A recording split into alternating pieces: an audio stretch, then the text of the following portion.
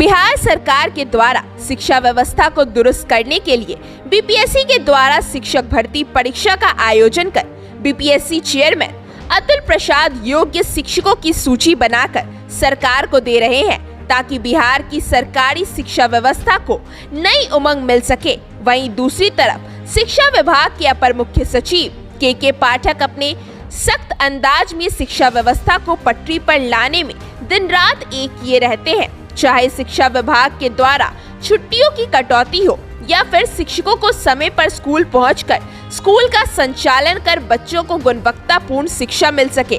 वहीं सरकार व उनके मुलाजिम नए शिक्षक भर्ती के बाद गुणवत्तापूर्ण शिक्षा की बात करते थकते नहीं है। वहीं दूसरी तरफ दरभंगा जिले के कीरतपुर प्रखंड की रसियारी पंचायत के सिरसिया गांव स्थित न्यू प्राथमिक विद्यालय है, जहां बच्चों के स्कूल में पढ़ने के लिए मूलभूत सुविधाओं का भी घोर अभाव है। इस विद्यालय के शिक्षक सड़क पर पॉलिथीन टांग कर पढ़ाने को विवश है। विद्यालय का भवन और जमीन नहीं होने के कारण कक्षा 1 से 5 तक की 174 नामांकित बच्चों की पढ़ाई वर्षों से सड़क पर ही संचालित हो रही है, जिसमें 98 लड़के और 76 लड़कियां हैं। जमीन व भवन के अभाव में स्कूल का मिड डे मील पशु खटाल में बनता है तथा सड़क के दोनों किनारे बच्चे बैठकर खुले आसमान के नीचे भोजन करते हैं तथा स्कूल के शिक्षिका और छात्राएं खुले में शौच जाने के लिए विवश है।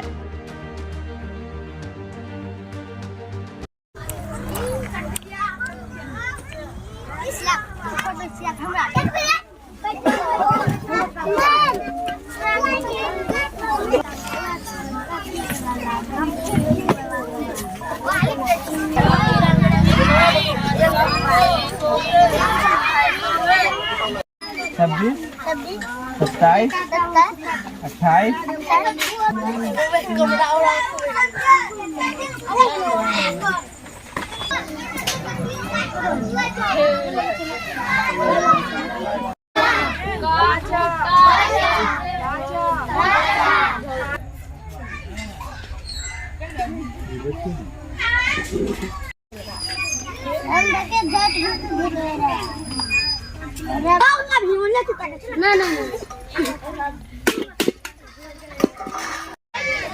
बोलो।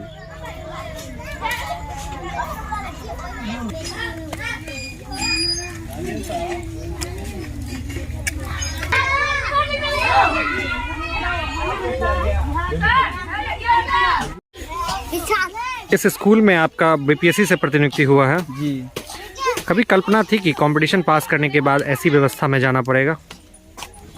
इतना बुरा तो नहीं सोचे थे, पर बट है तो है। मतलब क्या सोच रहे हैं, मतलब कैसा लगा यहाँ आने के बाद? अब जितना मिला है उसमें कर रहे हैं, उसमें सुधार करने का कोशिश कर रहे हैं अपनी तरफ से। विभाग की तरफ से अभी तक कुछ नहीं किया गया? वो तो प्रिंसिपल सर जानेंगे, वो बोले हैं कि वो दिए हैं एप्लीकेशन, अब आगे काम तो वही समझेंगे। क्या दिक्कत होती है यहाँ पर? दिक्कत होती है ये जमीन कोई नहीं देते। जमीन कोई नहीं? अच्छा, तो पढ़ने लिखने में यहाँ सड़कों पे ही पढ़ना पड़ता है?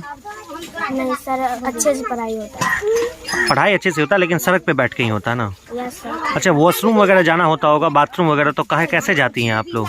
उधर जाते हैं खेत की तरफ। खेत की तरफ जाना पड़ता है, उसकी कोई व्यवस्था नहीं है? नहीं सर। तो हम बोले हम 11 से ही संचालित हो रहा है और 5 साल के लिए वो कठाल में जो है शिफ्ट हुआ था विभाग के आदेश के अनुसार, और फिर यहाँ आ गया। यहाँ फिर कब से आया? 18 में ही आ गया था। 18 में, और तब से ऐसे ही संचालित हो रहा है? जी, दरवाजे हैं, दरवाजे पे ही चलता था। बरसात वगैरह में कैसे काम चलता है? पहले दरवाजे अच्छे थे तो इसी दरवाजे पे चलते थे, और ये भी दरवाजे ही थे, अब तो इसी बीच में बना है ये थी, तो दरवाजे। अच्छा, ये किन्हीं का निजी भूमि है? जी जी, फुलेश्वर पांडे जी है, फुलेश्वर पांडे जी। वो इनके लिए पैसा वैसा भी लेते हैं? जी जी, पैसा नहीं लेते हैं, और जमीन दान में भी 3 कट्ठा वैसे ही दिए हैं, वैसे ही बिना दिए हैं। पैसा के ही। उसकी कार्रवाई अभी तक नहीं हो पाई है? विभागीय अथी से सीओ साहब नहीं अथी कर रहे हैं। अच्छा, इसमें वॉशरूम वगैरह की क्या समस्या है? बाथरूम तो यहाँ पे कोई अथी सरकारी है ही नहीं, निजी है, और नहीं तो बच्चे खुले में शौच जाते हैं। असली के स्तर से इसमें कमी है। हम लोग तो मतलब 6 महीना पहले लिख के दिए कि ये ज़मीन हम विद्यालय के लिए दान में दे रहे हैं। सीओ साहब को लिख के दिए कि आप अपने स्तर से जो कार्रवाई होती है वो कार्रवाई कर लीजिए। और इसका एनओसी कर दीजिए। एनओसी हो जाएगा तो मनरेगा से इसका मतलब भराई भी चालू हो जाएगा, स्थल विकास का काम हो जाएगा, हमारा विद्यालय वहाँ बन जाएगा। वहीं स्तर से लेट है और तो कोई लेट है नहीं। हम लोगों के स्तर से कोई कमी नहीं है, मतलब विभागीय लापरवाही की वजह से। विभागीय कमी है। हाँ।